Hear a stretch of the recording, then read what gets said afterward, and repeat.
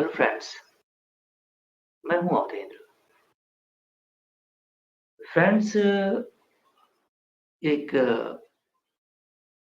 बड़ा ही important issue है। Here and there हम ये डिबेट सुनते रहते हैं कि Saudi Arabia, UAE, Qatar, Kuwait, जो ये मिडिल ईस्ट और पर्टिकुलरली गल्फ कंट्रीज हैं, या you can call it the Arab Nations.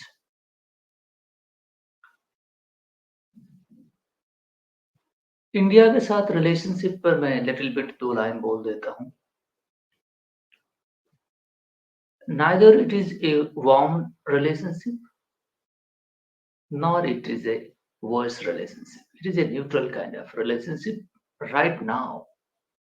But before that, 2000, before 2000, since 1947 and 2000, the relationship was not too warm. It was just as a neutral relationship. These nations was looking religious angles towards India,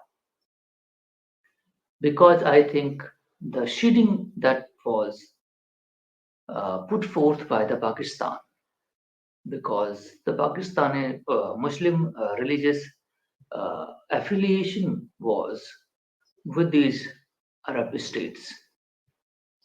Pakistan was, uh, uh, feeding them hate against India, and due to the religious similarities, they were very much aligned uh, towards the Pakistani narratives. That's why these nations was actually uh, not extending hand towards the India on that time. But since India was, I think, one another region could be that was the first, which wrote by the Mr. Uh, Rajiv Sikri in his book. This very first point I made, and second point is India's capacity was also not to that level. India was under development, was struggling very much, the political disturbance in India, and many other aspects. But one thing I want to also make that the non-alignment movement, NAM, the political movement led by Mr. Jawaharlal Nehru plus many other countries, was a very successful movement.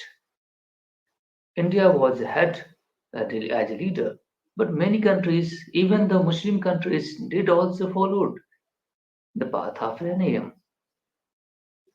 But particularly Middle East was very much influenced by the United States of America, was in the very much influence, under the influence of US. And they created many groupings, CETO, Senato kind of grouping, including the Pakistan, Iran, and Turkey and Iraq, to contain the Russian influence or the Russian expansion. Expansion means the ideological expansion, not the territorial expansion I'm talking about. So you must have to understand the development on that time. It was a very much, critical period. This region actually, till now, it is driven by the US.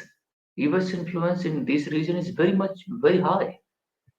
Since the you just considered the BRICS nations meetings in Kazan, Russia on 22nd, 24th October this 2024 year. In the Kazan, Russia, the meeting was taking place, and BRICS in BRICS countries, there Saudi Arabia was also invited, but Saudi Arabia didn't went there. Okay, because of the influence of the United States. So must have to bear in mind that this region is very much being influenced by the US, but till now it is little bit shifting. It's not fully under, out of influence, but they are under the influence of US, but not too much because the petrochemical, petrodollar relationship that was signed between US and Saudi Arabia before was just now expired, but Saudi Arabia didn't renewed that. Okay, so dollar and petrochemicals, the export, there was a relationship kind of established they had, but just you consider it, the influence. The Pakistani, my argument right now, what I want to make today, because of the, I'm restricting it because the debate was going out of context. So my point of discussion was, or right now, is the we are overestimating.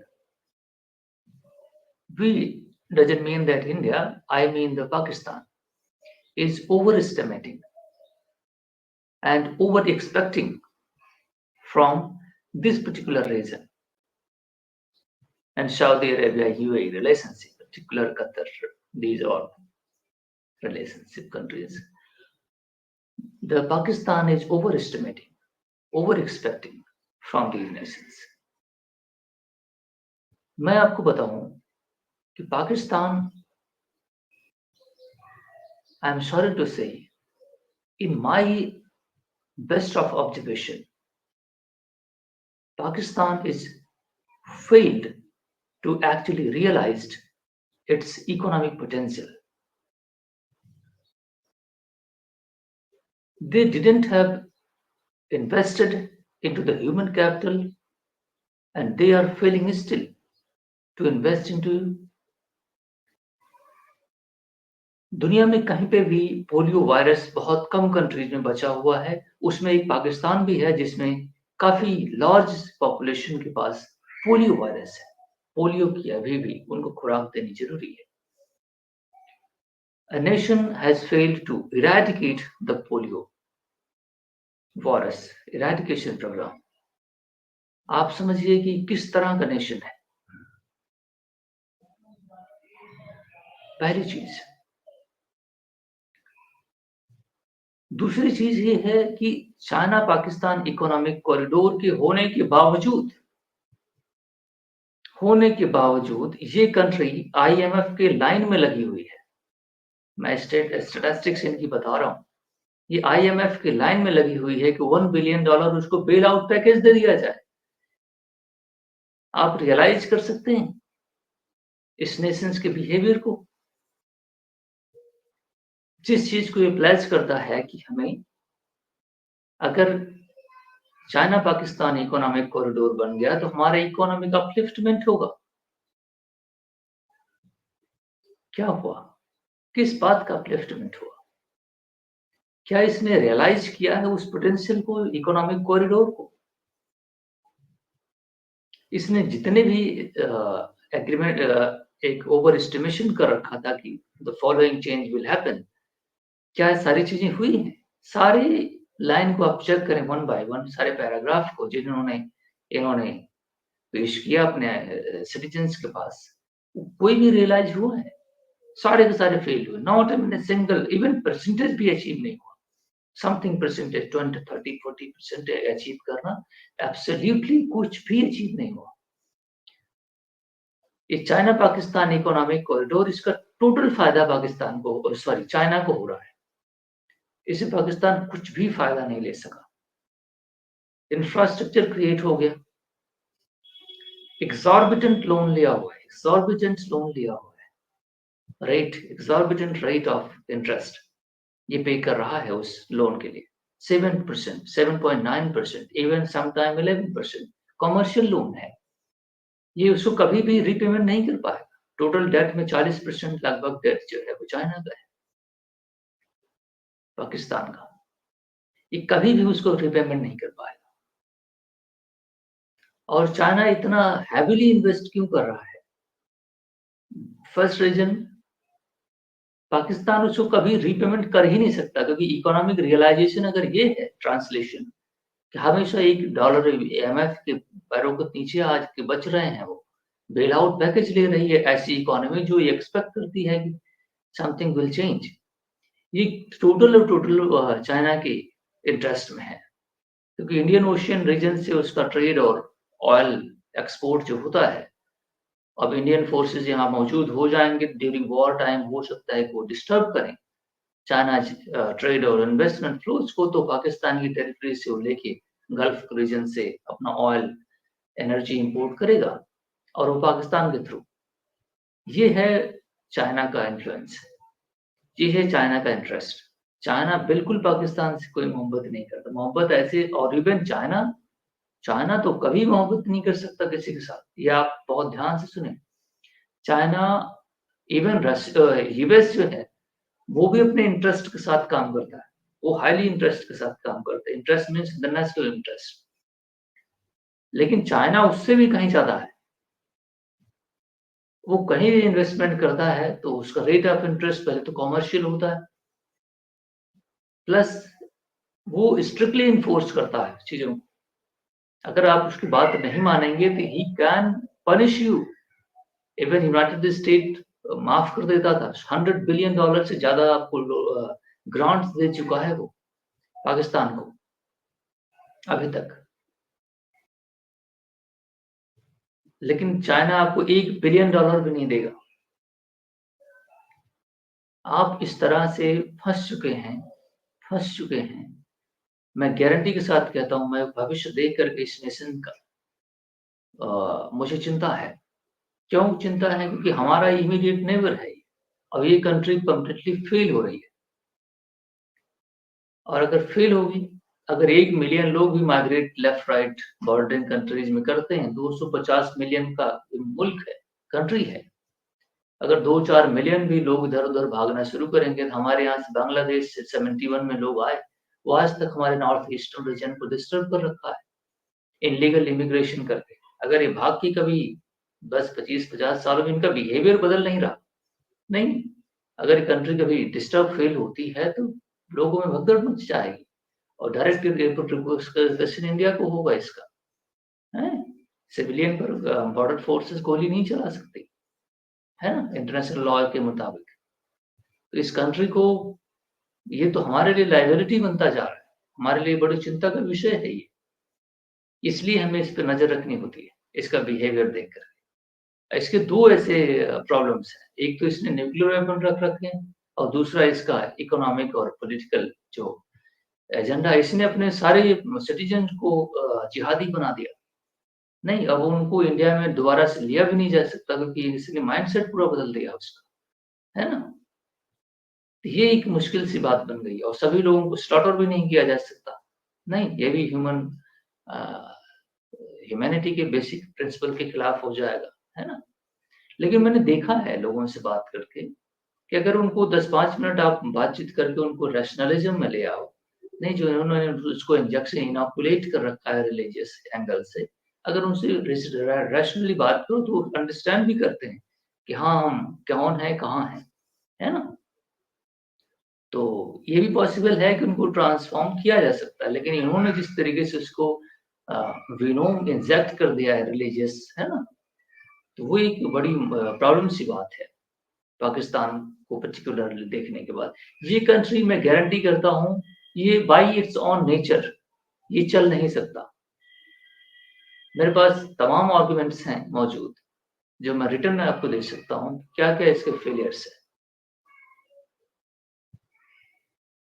Very Inception इसके foundation में ही गलत चीज़ें आ गई हैं। ये कभी move नहीं कर सकता। क्वेश्चन ये था हमारा आर्गुमेंट का कि सऊदी अरेबिया के साथ इनका ओवर एस्टिमेशन, ओवर एक्सपेक्टेशन। हर दिन सऊदी अरेबिया के पैरों के नीचे आकर के ये कहते हैं कि आके हमारे यहाँ इन्वेस्ट कीजिए। ये मिल गया है, वो मिल गया है, ये आइए, वो आइए, नहीं कीजिए। लेकिन ये क्या है? सऊदी अरेबिया ने आज तक मैं आपको बता देता हूँ, $2.8 बिलियन, $2.8 बिलियन ही इन्वेस्ट किया, वो भी आज तक 70-75 सालों में। अगर आप उस 70-75 सालों को डिवाइड करके देखेंगे ना, तो मिलियन से भी डॉलर पर ईयर आएगा ये कैलकुलेशन में, है ना? समथिंग मिलियन डॉलर इवन, है ना? 10-20 मिलियन डॉलर आएगा। आप समझ कर देखें, ऐसी कंट्री के साथ आप ऐसा रिलेशनशिप रखते हैं, क्योंकि रिलीजियस सिमिलैरिटीज हैं, तो कुछ वो डोनेशन फॉर रिलीजियस पर्पजेज वो कर देगा, लेकिन फॉर इकोनॉमिक पर्पज वो करेगा तुम्हारे यहाँ रिलेशनशिप। इंडिया के साथ इवन उसने 3 और 4 बिलियन डॉलर आज तक इन्वेस्ट किए हैं भाई साहब। सऊदी अरेबिया पर या यूएई पर आप इतना ज़्यादा रिलाई मत करें कि वो इन्वेस्टमेंट करेगा, तुम्हारी इकोनॉमी लिफ्ट अप करेगी। लोन आपको दे देता है, कुछ ऑयल एक्सपोर्ट कर देता है, कुछ जिससे आपकी इकोनॉमी चल जाती है। वो भी भीख माँगते बहुत रिजिड वर्ड की यूज़ कर रहा हूँ, लेकिन मैं आप समझिए बात को, माँग-माँग के कब तक कोई काम करेंगे आप? कुछ असिस्टेंस आपको दे देगा। ये असिस्टेंस 1, 2, 4 बार दिया जाता है, बार-बार आपको असिस्टेंस कोई नहीं देगा। आपने जो तरीका अपना रखा है कंट्री के अंदर, वो नॉन बिज़नेस फ्रेंडली एनवायरनमेंट है। इकोनॉमिक ज़ोन्स बनाने की कोशिश की, सारा फेल हो गया। कराची को आप न्यूयॉर्क बना रहे थे, वो भी प्रोजेक्ट फेल हो गया, है ना? तो आप बात को समझें, ये कंप्लीटली जो आप काम कर रहे हैं, वो उससे कोई प्रैक्टिकल ग्राउंड नहीं है। The way you are behaving with your state, एक ही उसमें प्रॉफिटेबल ऑर्गेनाइजेशन है पाकिस्तान का, वो है उसकी आर्मी। सिटीजन ये समझते हैं कि आर्मी ने ही देश को प्रोटेक्ट करके रखा हुआ है और देश को टूटने से बचा के रखा हुआ है। लेकिन आर्गुमेंट अगर 2 लाइन और आगे बढ़ें, तो वो क्या है?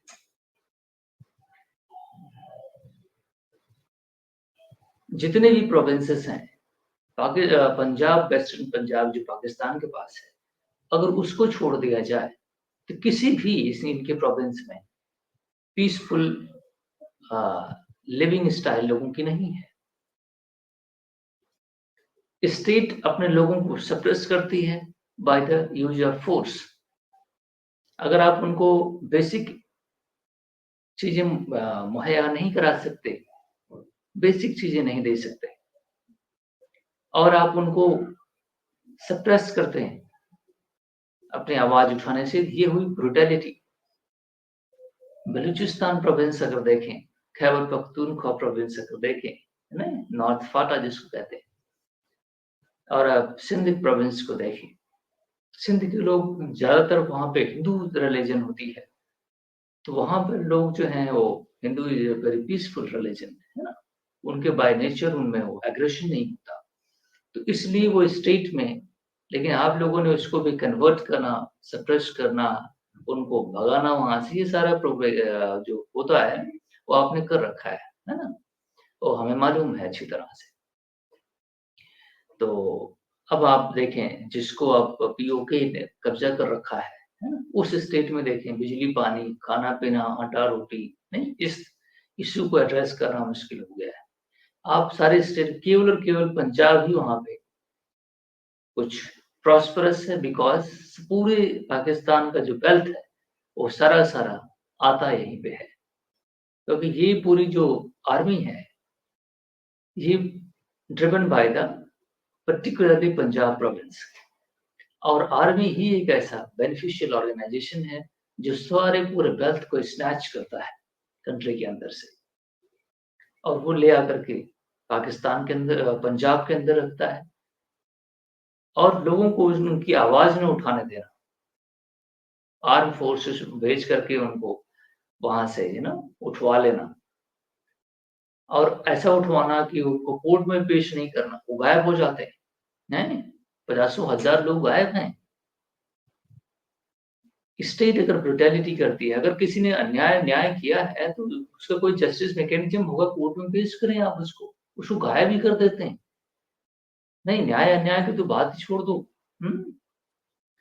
तो जिस तरीके से स्टेट फंक्शन कर रही है, ओवर एस्टिमेट कर रही है लोगों के साथ, ये बहुत बड़ा अन्याय है और अन्याय के ऊपर कोई स्टेट कभी प्रोग्रेस नहीं कर सकती। इन दैट प्रोपोर्शन आप देखिए इकोनॉमिक इसका इन्फ्लुएंस कितना है। So thank you very much my friends for watching.